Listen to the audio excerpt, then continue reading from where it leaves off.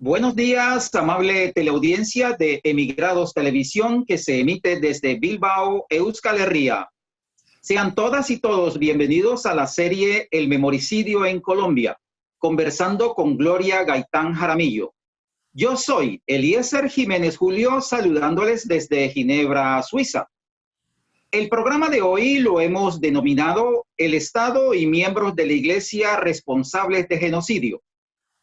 Doña Gloria Gaitán Jaramillo, buenos días, saludos cordiales y un verdadero placer acompañarles en este registro histórico. Buenos días, Eliezer, y muy agradecida con esta oportunidad que le has dado para que la gente que no ha tenido teoría sobre los derechos humanos no conoce bien lo que es el genocidio y tampoco lo que es el memoricidio. De manera que mil gracias, es una gran oportunidad. Muchas gracias, doña Gloria. Hoy tendremos dos invitados muy especiales. Inicialmente presentamos y saludamos al primero de ellos, Abilio Peña Buendía, teólogo, defensor de derechos humanos, miembro asociado de la comunidad franciscana Nuestra Señora de Lourdes de Rochester, Minnesota, en los Estados Unidos. Miembro del colectivo ANSUR y co-secretario del Servicio Internacional Cristiano de Solidaridad con los Pueblos de América Latina, Óscar Arnulfo Romero, desde donde contribuye a la animación de la Alianza Global Convida 20. Abilio Peña, buenos días. Eliezer, buenos días y un gusto poder estar aquí con ustedes, con Gloria, con Iván, un privilegio. Gracias, Abilio. Efectivamente, el otro invitado en el día de hoy que nos acompaña muy especialmente es el senador de la República de Colombia por el Partido Polo Democrático, el doctor Iván Cepeda Castro, defensor de la paz y los derechos humanos, con estudios de pregrado en filosofía de la Universidad San Clemente de Ohrid de Sofía, Bulgaria, y maestría en Derecho Internacional Humanitario de la Universidad Católica de Lyon en Francia. Premio Medalla de la Libertad Roger Walwyn, otorgado por la organización Human Rights Watch en 2007. También del reconocimiento especial del Premio Franco-Alemán de Derechos Humanos Antonio Nariño en 2015. Ha sido representante a la Cámara y senador en 2 oportunidades. Buenos días, senador Iván Cepeda Castro. Placer tenerlo con nosotros. Bienvenido. Me alegra mucho estar aquí. Gracias, Eliezer. Un saludo muy especial para Gloria y para Abilio. Me siento realmente, pues, también privilegiado, como lo dijo Abilio, de estar aquí. Gracias, senador. Doña Gloria Gaitán, comencemos. ¿Por qué es importante dentro del tema el memoricidio en Colombia hablar del Estado colombiano y miembros de la Iglesia también como responsables de genocidio? Muy poca gente sabe lo que es el memoricidio. Claro que su nombre aparentemente lo indica, pero hay que hacer toda una campaña para que se entienda la profundidad que tiene. Y tal como lo comentábamos en la pasada grabación, el genocidio ha tenido una evolución muy extensa desde 1948, que en 1948 incluso la eliminación de grupos políticos no fue incluida. Y hace poco nos contaba el padre Javier Giraldo a Abilio y a mí que se incluyó últimamente la estigmatización y la persecución y la calumnia y lo que ahora llaman lawfare, que es la utilización de la justicia como herramienta política para hundir al enemigo. Incluyeron esa estigmatización en la definición de genocidio. Entonces, en la actualidad, los gaitanistas estamos pidiendo, porque lo hemos sufrido en carne propia, que se incluya en la definición de genocidio el memoricidio. Por lo tanto, nos queda sumamente bien hacer este documental sobre memoricidio. Y el doctor Molina, que hoy en día trabaja en la Fiscalía, pero que fue director de la facultad del máster de Derechos Humanos en la Universidad de Medellín y en la Universidad Santo Tomás, dijo delante de todos los alumnos: Gloria, si usted logra que el memoricidio se convierta en un delito de lesa humanidad oficialmente integrado a la jurisprudencia internacional, usted va a pasar la historia. Entonces, Eliezer, tú vas a pasar la historia con este trabajo que estás haciendo. Muchas gracias, doña Gloria Gaitán, honrado. Abilio Peña, doña Gloria ha tocado el punto clave del tema de hoy, tema de la iglesia, responsable del genocidio en Colombia. ¿Qué piensa usted? Bueno, era como casos de responsabilidad de la iglesia en el genocidio en Colombia. Y tiene que ver con modelos de iglesia que se dan. Entonces, en la historia de nuestro país, un compromiso de la iglesia más jerárquica, más piramidal, con un sector de las ideologías, que es el del Partido Conservador, comprometida claramente con eso a lo largo de la historia. Y ha habido otro sector que ha sido marginal y también ha sido víctima, pues, del Estado, víctima también de esos sectores jerárquicos que ha llevado el compromiso con la gente empobrecida de sacerdotes, religiosas, laicos, también a que terminen siendo mártires. Está el caso de Romero, en el caso de Centroamérica, muy parecido al nuestro, pero está el caso de mucha gente que terminó entregando la vida siendo de la iglesia por comprometerse con los empobrecidos. Víctima también de la estigmatización de miembros de la jerarquía eclesiástica. Entonces, claro, si tú haces un examen de cuál ha sido el rol de la iglesia más institucional en Colombia, con el legado del Evangelio de Jesús, pues son evidentes los vínculos, los compromisos, los silencios, las omisiones, pero también la participación en la violencia en Colombia. Hay un caso significativo de un obispo de Pasto a comienzos del siglo XIX, Ezequiel Moreno, que vendió los vasos sagrados, el cáliz, la patena, que eran de oro, para dar armas a los conservadores en la guerra contra los liberales. Y algo que tiene que ver mucho con el tema del memoricidio, porque algo que me ponía a pensar preparando un poco este programa, y es que hay mucha memoria desde los sectores de poder para legitimar los exterminios sucesivos y justificar los que se han dado. Ezequiel Moreno pedía, ya a punto de morirse en su lecho de enfermo, que escribieran en su tumba como epitafio que ser liberal era pecado. Y esa fue su voluntad.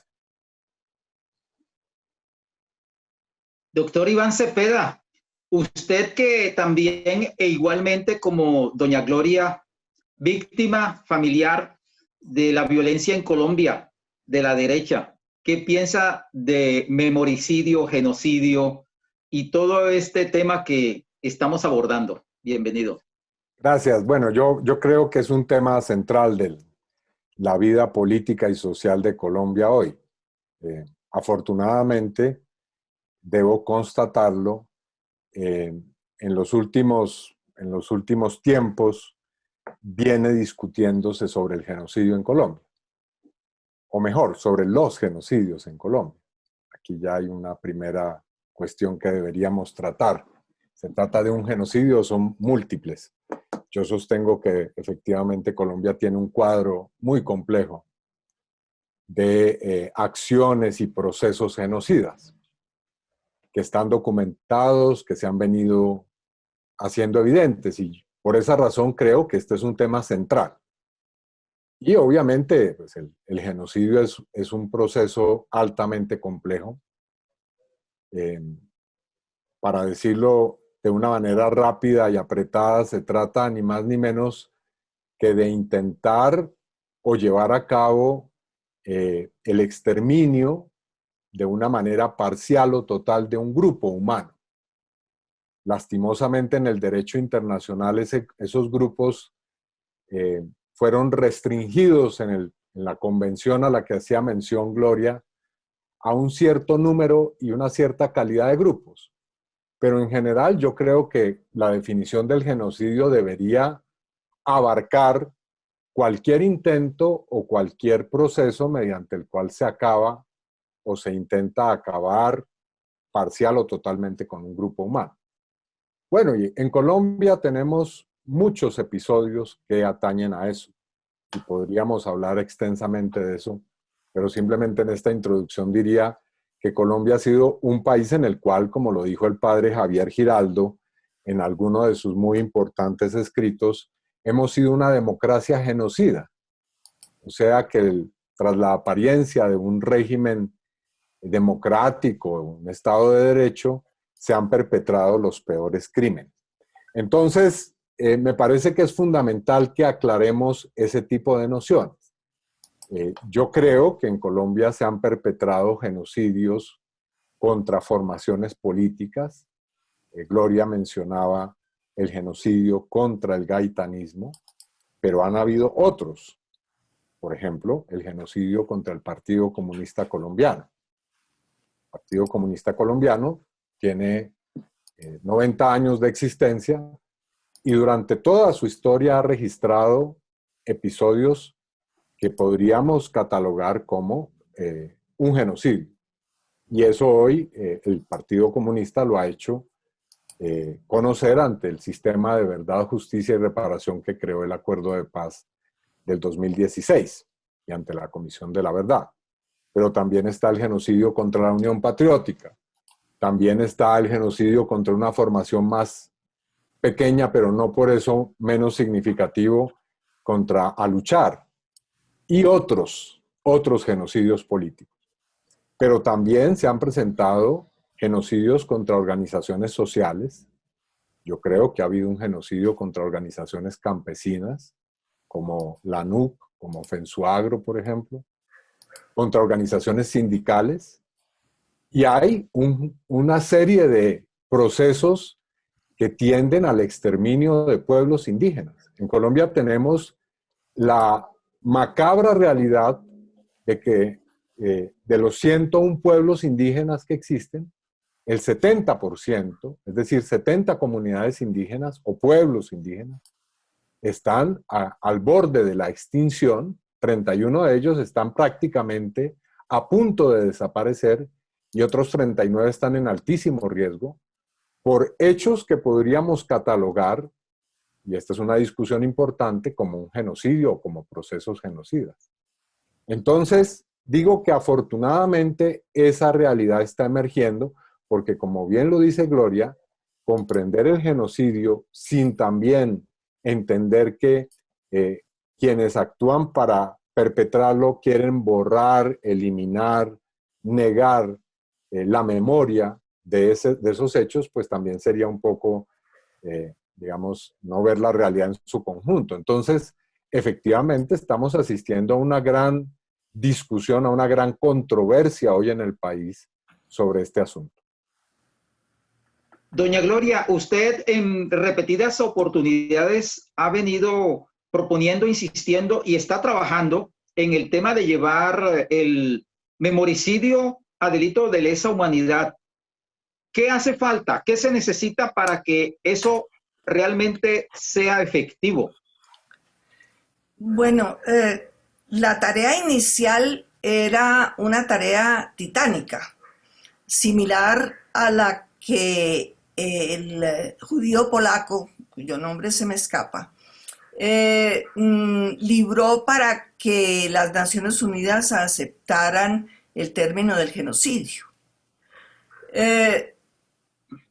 Porque yo había pensado llevarlo independientemente, como un delito aparte del genocidio, pero como les contaba en un inicio, el padre Javier Giraldo nos dijo a Abilio y a mí que ya habían incluido en la definición de genocidio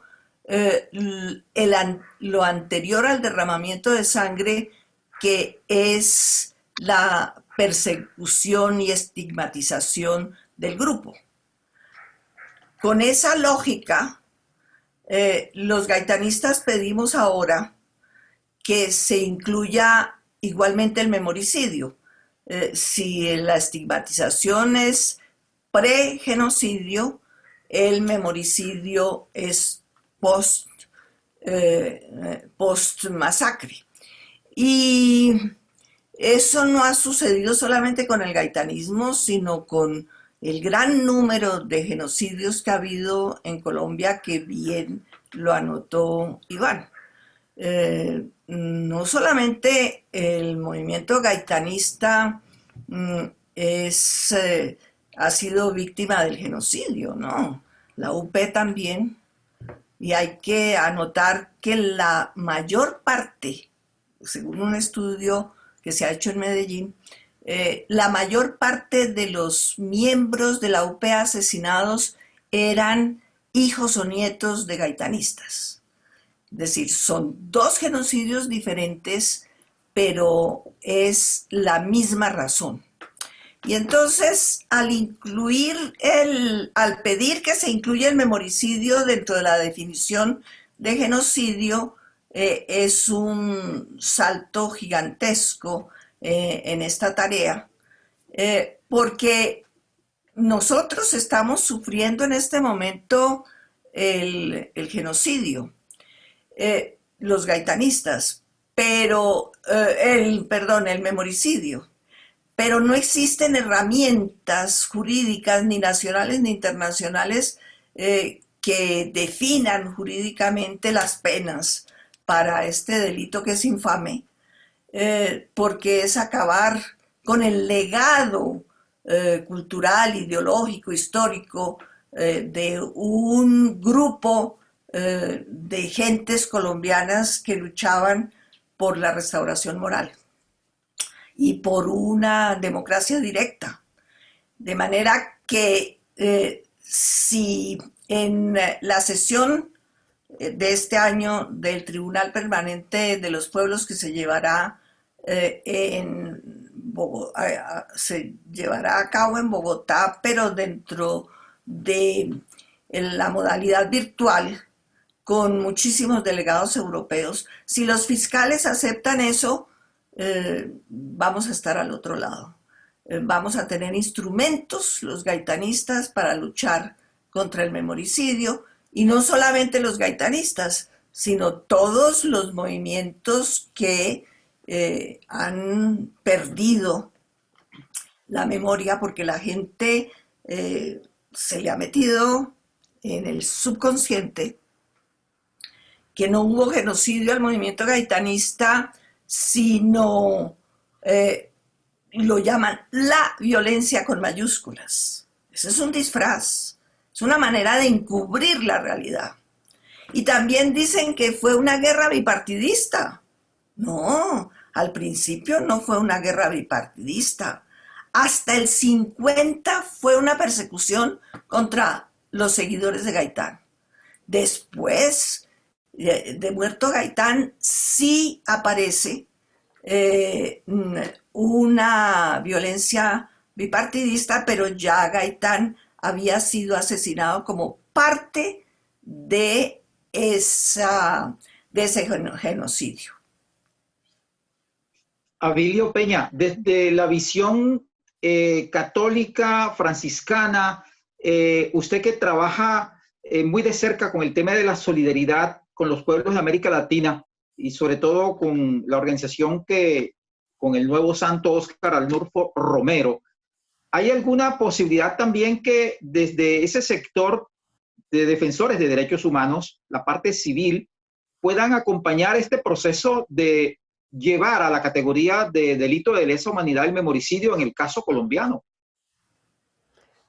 Sí, Eliezer, sin duda, ¿no? Porque pues todas las luchas que han dado los pueblos por sus derechos después de la incidencia, de la movilización, del cabildeo, es que eso convierte pues en declaración, en convención, y eso requiere movimiento, movilización. Y pues lo que se hace desde distintas instancias es justo como sumar fuerza para la movilización y en la lucha que vienen haciendo los pueblos. Quiero relatar un poco el encuentro nuestro con Gloria Gaitán, que fue bastante conflictivo. Porque claro, en este tema que hablaba Gloria en este primer momento, un grupo de 1000 personas de congregaciones religiosas, laicos, laicas, cuando se estaba en plenos diálogos de paz en La Habana y se estaba empezando a tocar el punto donde se incluía la posibilidad de una comisión de la verdad, dijimos, aquí no podemos quedarnos callados, guardar silencio frente a la profunda, directa, clara responsabilidad de la Iglesia Católica en esa violencia. Es que papas anteriores, Pío IX, sacaron declaraciones contra el liberalismo, contra el comunismo, contra el socialismo, que calentaron los ánimos de jerarcas de la Iglesia en Colombia, que convirtieron también conferencias completas del episcopado colombiano en declaraciones contra el comunismo.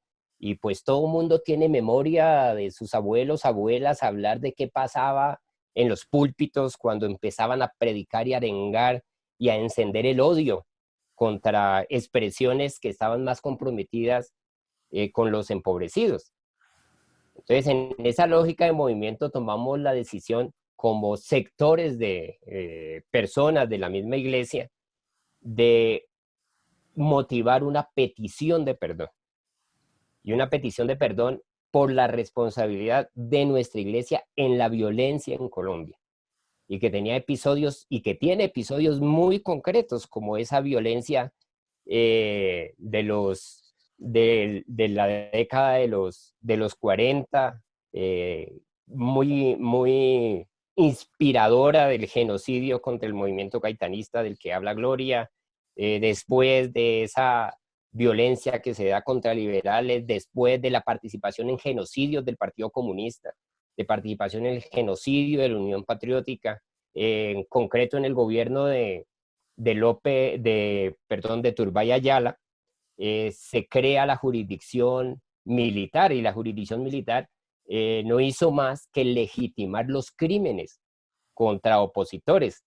Una de las personas a las que le pedimos perdón fue a la viuda de Jacinto Quiroga, que fue torturado en una de las guarniciones militares en Santander, y le tocó participar en misas de capellanes castrenses en los lugares de tortura, donde legitimaban, bendecían los procedimientos de la tortura. Y hoy día la vicaría castrense sigue funcionando con la más absoluta impunidad, sigue bendiciendo armas. Hoy día, esas mismas armas de los falsos positivos, esas mismas armas que cometen crímenes contra líderes sociales, esas mismas armas que siguen cometiendo genocidios contra personas que firmaron la paz, como las del partido de las FARC.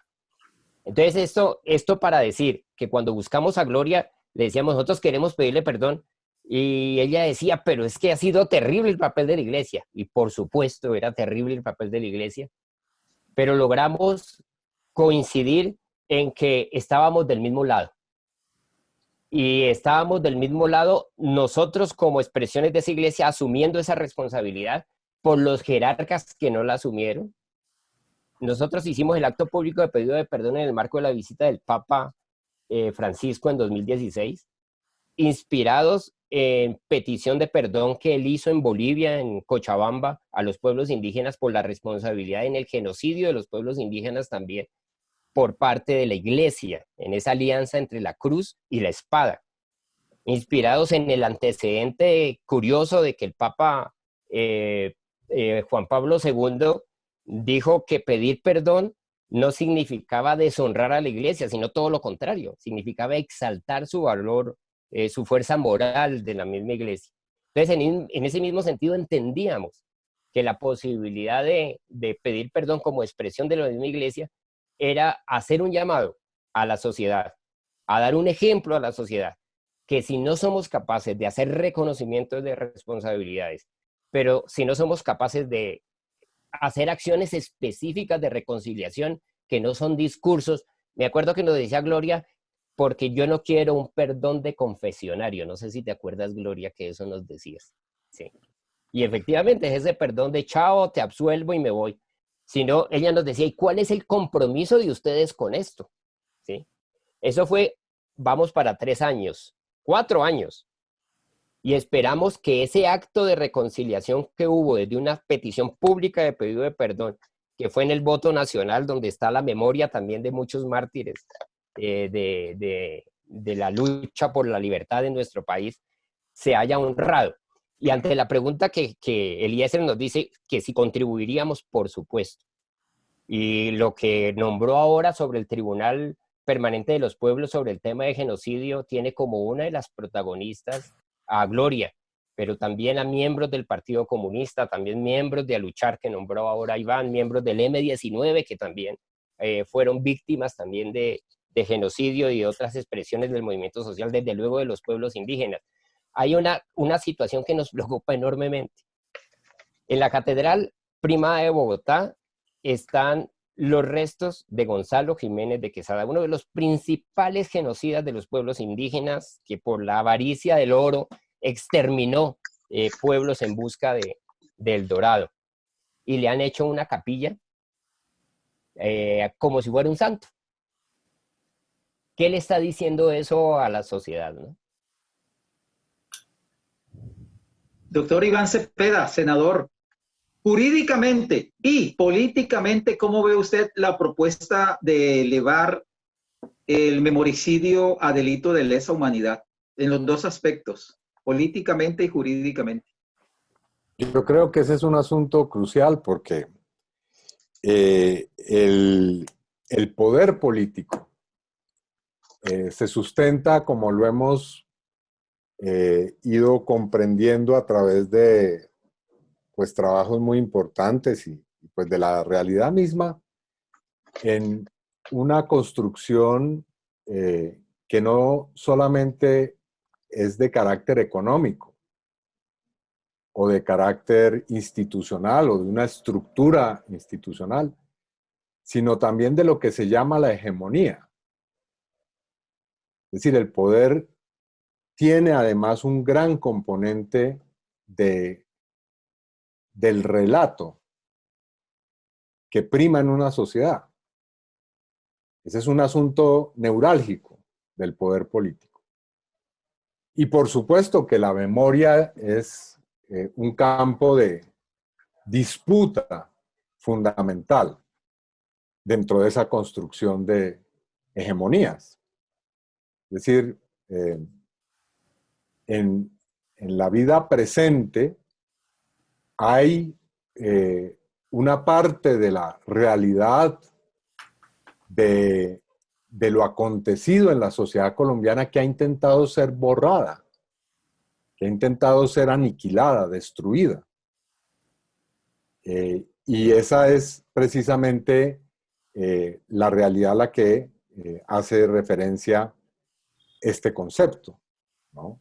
De intentar acabar no solamente con las personas, los individuos, los grupos de manera física, sino también aniquilar su existencia supratemporal, que es la existencia que se da en el plano de la memoria. Entonces, en Colombia hemos asistido a una gran batalla de relatos de memoria. Se nos ha intentado imponer una cierta idea de lo que ha acontecido. Y voy a mencionar simplemente algunos de esos relatos que se han intentado imponer. Bueno, por ejemplo, ese que dice que Colombia es una sociedad democrática, una sociedad en la cual hay justicia, hay unas instituciones muy respetables y muy legítimas, y hay una gran amenaza que ha surgido, que es el narcotráfico. Y ese narcotráfico ha existido como una realidad totalmente independiente del poder político y del poder estatal, y ha ido tomando distintas formas. Entonces, resulta que la guerrilla, que ha surgido en Colombia por distintas razones, es una expresión del narcotráfico. Bueno, estoy simplificando el planteamiento, pero más o menos es lo que podríamos denominar la teoría de los dos demonios: el narcotráfico, la guerrilla, y en el centro una especie de instancia absolutamente legítima, que es el Estado colombiano y el poder político.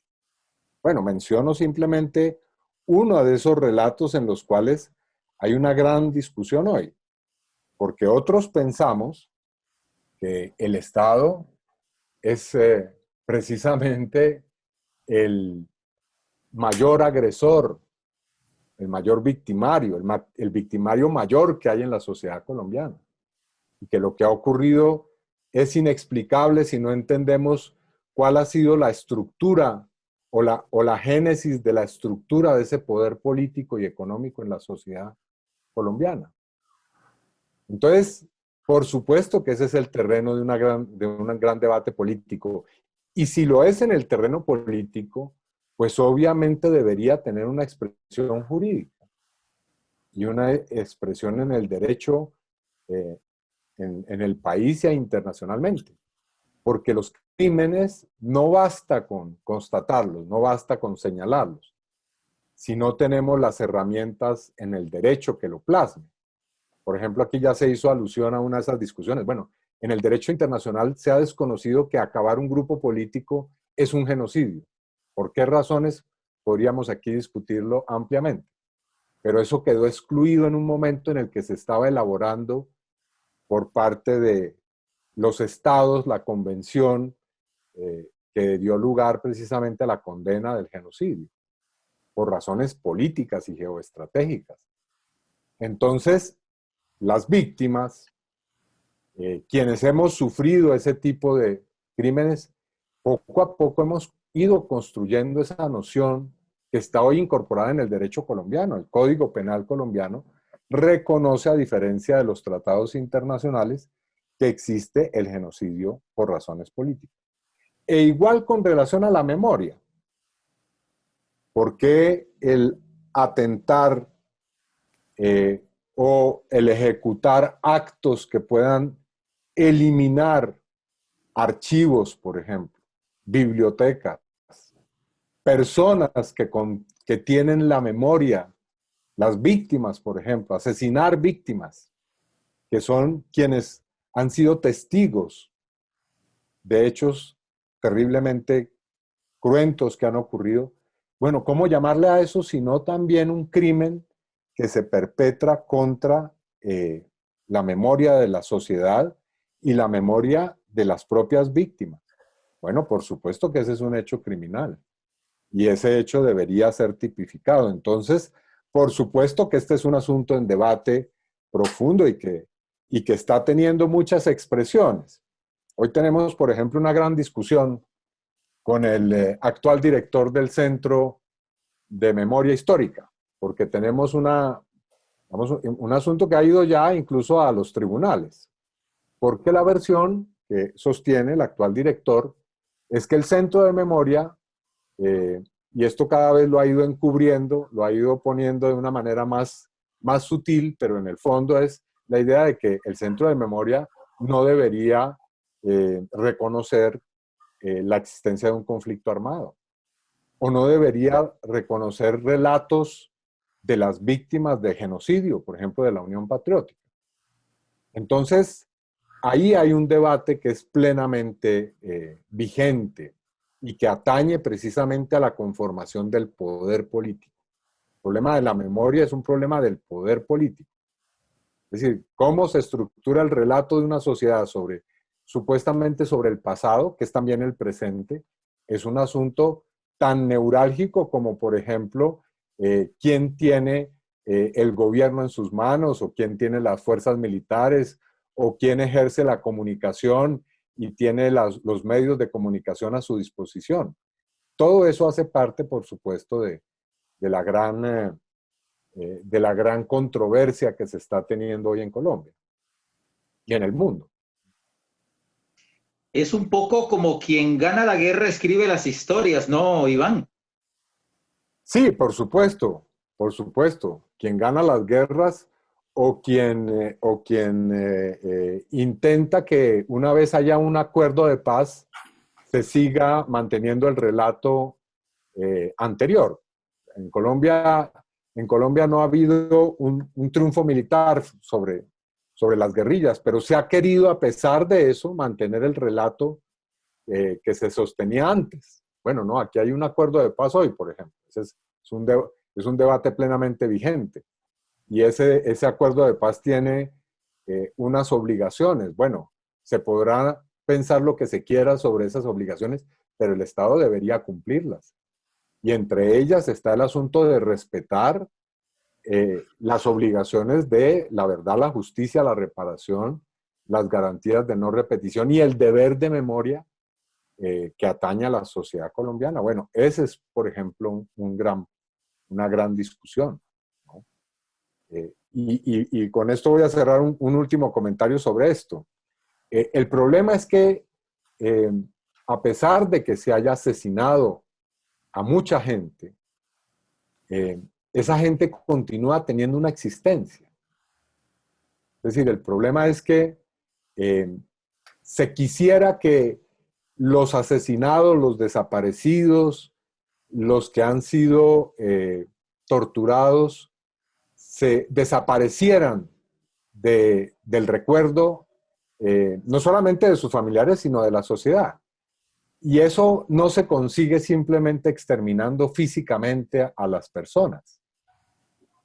Es decir, como bien lo dijo un filósofo que es muy importante en estos temas, Walter Benjamin, dijo, las generaciones vencidas tienen una relación con las generaciones presentes, y es que las generaciones presentes tienen un poder mesiánico, es decir, tienen la posibilidad de resucitarlas.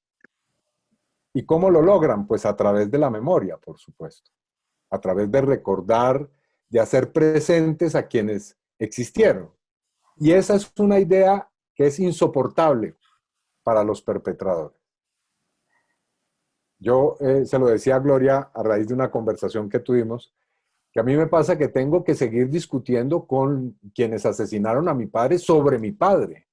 Es decir, no les bastó asesinarlo, sino que ahora quieren acabar con su memoria. Y por eso esas personas siguen existiendo a través de la memoria. Por eso es tan importante este problema. Doña Gloria Gaitán, su comentario a lo que ha dicho Abilio y lo que ha dicho Iván.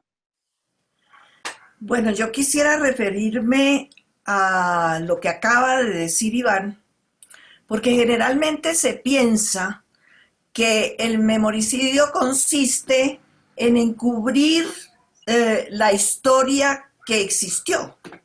No, el memoricidio es acabar con los herederos ideológicos o familiares que proyectan hacia el futuro unas ideas y un ciclo de vida que fue interrumpido por el asesinato, que es lo que a mí más me interesa. Para mí, mi papá es futuro. Cuando la gente me habla, ay, Jorge Eliezer Gaitán, el 9 de abril, yo los paro en seco. Porque si mi papá no es el 9 de abril, ese día ya estaba muerto. Gaitán es un pueblo, porque no es solamente mi papá, que tuvo la valentía de organizarse en marcha hacia el poder. Estaban a puertas del poder.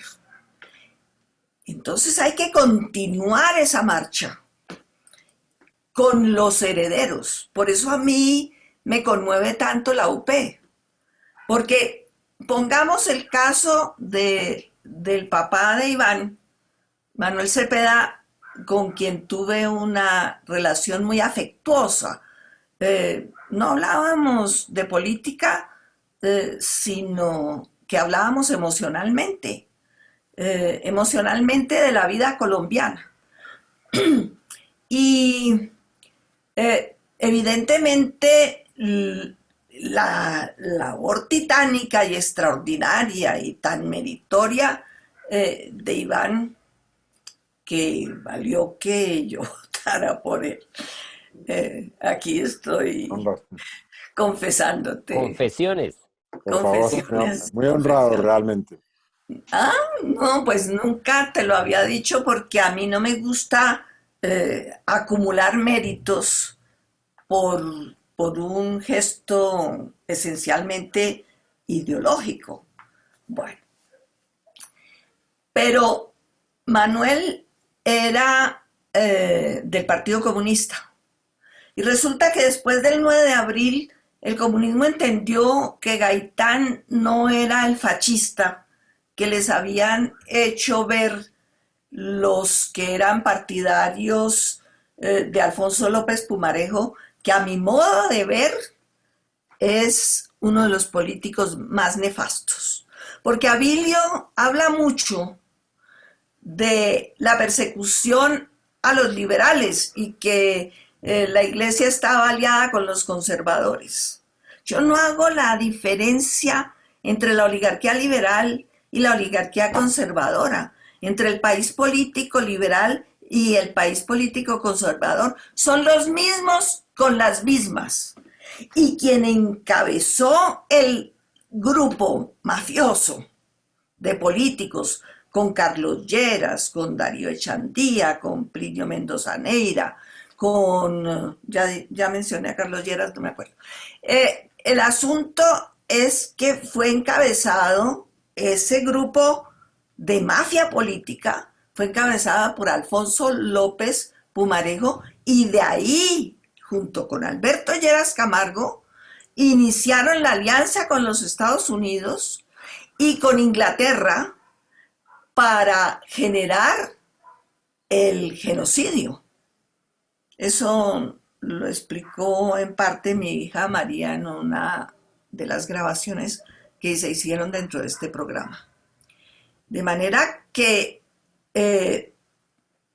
cuando mi padre, que ese fue el toque de guerra, se lanzó, dijo, voy a organizar una convención popular porque rechazo la convención amañada del oficialismo liberal, voy a convocar a una convención popular para no solamente llenar el Circo de Toros de Santa María, sino desbordarlo, lo cual sucedió, para presentar mi nombre como candidato a la presidencia.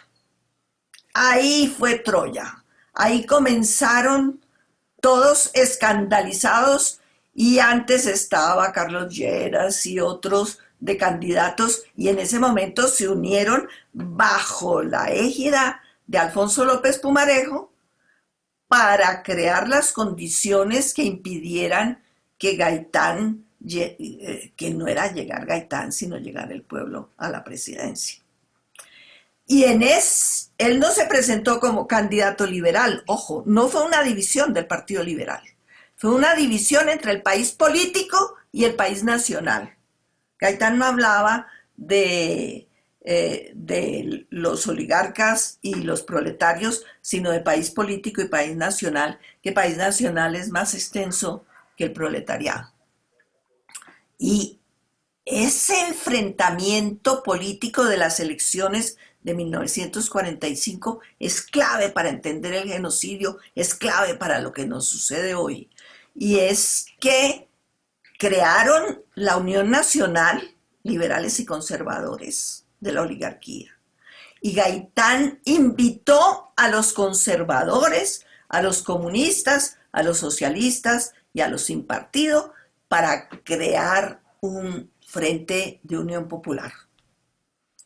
Eso es muy importante, porque era la lucha de clases entre oligarquía liberal y conservadora.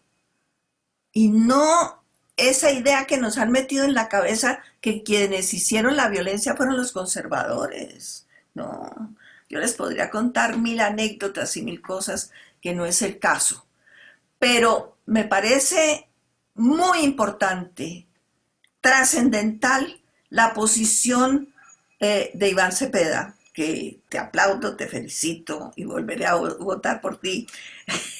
Gracias a lo que acabas de decir, porque hay una cosa muy importante que tú has entendido, que una vez muerto tu papá o el mío, tienen una existencia, tú lo dices, supratemporal. Eso es básico.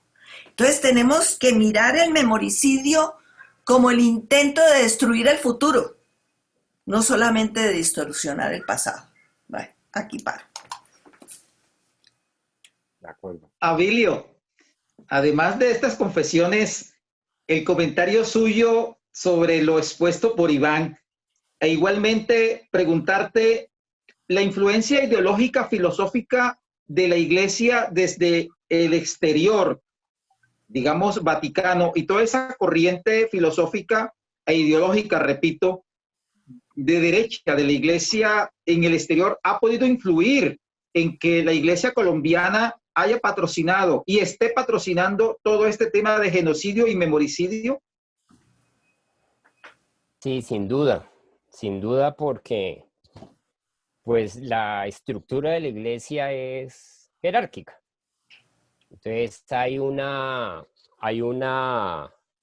seguimiento a lo que el Vaticano decía, obviamente cuando hay también coincidencias ideológicas. Hoy es un poco diferente con el Papa Francisco.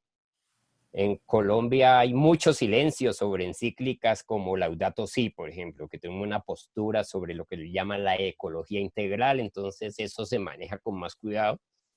Pero cuando se trataba de doctrinas más conservadoras, que cuando yo hablo de lo conservador no hablo del partido solamente, sino de la ideología conservadora, que también está en el tuétano del liberalismo como partido en nuestro país, ¿no? Entonces, en ese sentido, que esas son discusiones que ya hemos dado mucho tiempo con Gloria y que obviamente coincidimos en eso. Pero entonces, claro, cuando vienen directivas conservadoras, claramente se da. Y yo quiero poner un ejemplo porque eso significó, o sea, hay un paralelo muy significativo que ilustra la Universidad de Berkeley en California en un estudio de 48 casos de implicación de la Iglesia en la violencia en Colombia. Y es un decreto que hizo el Santo Oficio el 15 de julio del año 1949, que lo suscribió el Papa Pío XII, con el que se excomulgaba a católicos que se hacían parte del Partido Comunista o de algún tipo de movimiento surgido desde el Partido Comunista. Posteriormente, el dictador Rojas Pinilla, en el año 1956, emitió el decreto 434, en el que penalizó el ser parte del Partido Comunista. Entonces, expresiones como excomunión de un lado se convertía en penalización del otro lado. Y el decreto existe y está ahí publicado, y nosotros hicimos, bueno, con la Universidad de Berkeley, hicimos un parangón de ese paralelismo, ¿no? Que es admirable. Solo le ponía Rojas Pinilla un matiz más secular. Pero entonces es Rojas Pinilla, pero es también en la jerarquía eclesiástica, la que hace los puentes también, porque se sentaban juntos, ¿no? Se sientan juntos, son convocados a cócteles, a comidas, a cenas, hacen parte de la élite política. Hay orientaciones políticas, o sea, como les dije, el tema escandaloso de la de la Jurisdicción Especial Eclesiástica para las Fuerzas Militares es una expresión de ello, de esos vínculos y de esas cercanías, ¿no? Entonces, claramente, ¿no? Claramente, como dices. Ahora, sobre lo que dice Iván, a mí me parece una cosa muy interesante el tema de que se habla claramente de la disputa que hay sobre la memoria en este momento, y es lo que está en juego, por ejemplo, en el escenario de la Comisión de Esclarecimiento de la Verdad, la discusión sobre los años, etcétera, etcétera, las presiones que ha habido por parte de las fuerzas militares también al interior, mandando cantidad de documentos para montar su historia, presentar su historia. Eso mismo está ocurriendo en esto sobre el papel de la Iglesia. Berkeley saca este libro sobre casos de responsabilidad de la Iglesia como insumo para la Comisión de la Verdad, y el director de Ciencias Políticas de la Universidad de La Sabana saca otro libro en el que dice, claro, de acuerdo con el tema de la responsabilidad de la Iglesia, pero está el tema de Camilo Torres Restrepo, que también hizo parte de una estructura armada, o de otros ejemplos de Manuel Pérez, que fue comandante del ELN, etcétera, etcétera, etcétera. Y yo creo que hay un tema importante que ellos no le pararon, no le pusieron cuidado. Y es que hay un tema de fondo, y es el tema de que históricamente, desde Santo Tomás de Aquino, la Iglesia ha hablado de la doctrina de la guerra justa. Y claro que es problemática la doctrina de la guerra justa, es problemática, ¿sí? El tema es que la Iglesia colombiana, pero también la Iglesia institucional, solo consideró justa la guerra de los poderosos contra los humildes. Por eso, cuando se alinean en la doctrina de seguridad nacional, el cardenal López Trujillo, hay denuncias muy serias que dicen que se vinculó con la CIA, por ejemplo, para señalar también a gente de la propia Iglesia implicada en procesos más ligados con el Evangelio en distintos barrios del país. Pero se dice muy poco, se censura muy poco, o casi nada, esa vinculación con esa violencia. O sea, desde mi perspectiva, desde la perspectiva de la gente que hizo la carta de pedido de perdón de 1000 personas que les cuento, estamos trabajando porque esa doctrina de la guerra justa sea replanteada. Y de hecho hay movimientos en el interior de la Iglesia como Paz Christi que han venido trabajando con Francisco en una reflexión de que se hable más de la vida justa, de la paz justa, que de la guerra justa. Porque creemos que sí tenemos que apostarle a la construcción de sociedades donde la militarización, el militarismo que destruye, y que lo hemos visto también muy presente también en los discursos de gobiernos progresistas, si no se da un tránsito hacia construcciones de sociedades que se funden en la no violencia, es muy fácil que se vuelva a repetir estos ciclos de violencia en el futuro. El memoricidio en Colombia. Conversando con doña Gloria Gaitán Jaramillo. Hoy nos están acompañando Iván Cepeda y Abilio Peña. Ya continuamos con la segunda parte de este programa. Hoy, el Estado y miembros de la Iglesia responsables de genocidio. Yo soy Eliezer Jiménez Julio, desde Ginebra, Suiza. Ya regresamos.